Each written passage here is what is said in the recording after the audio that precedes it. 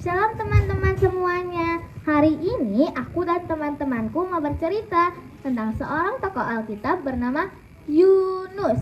Yunus adalah seorang nabi yang dipilih Tuhan untuk menyampaikan pesan kepada orang-orang di kota Niniwe.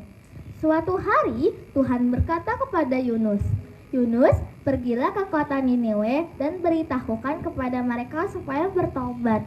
Tetapi teman-teman, Yunus malah takut dan tidak mau taat kepada Tuhan. Bukannya pergi ke Niniwe, Yunus malah pergi ke pelabuhan dan naik ke kapal supaya bisa lari dari Tuhan. Saat kapal sedang berlayar, tiba-tiba datang badai yang sangat besar. Semua orang di kapal menjadi takut, kapalnya hampir tenggelam.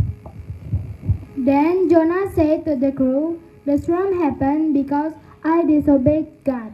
Finally, Jonah was thrown into the sea, and suddenly a big fish came, which swallowed Jonah.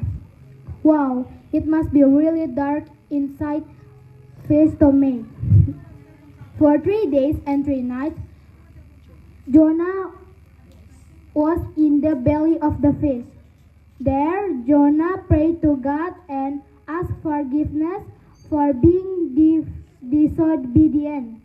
Jonah said, "Lord, forgive me. I want to obey you."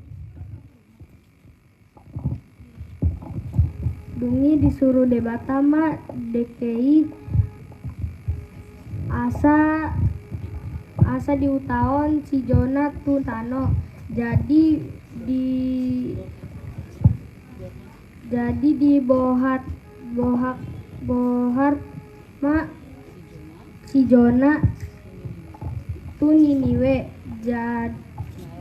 jalan mak dibaritaon ibana mak hatai di BG pangisini mak hatai laos tu di pauba mak nasida roha na di sesa mak debata akan na dosa nasida ala dihaholongi debata do sude jolma manusia.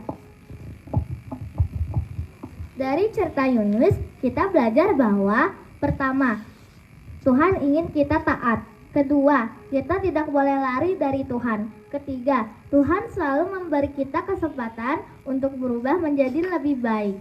Jadi teman-teman, ayo kita belajar lebih taat kepada Tuhan, taat kepada orang tua, dan rajin berdoa. Terima kasih, Tuhan Yesus memberkati.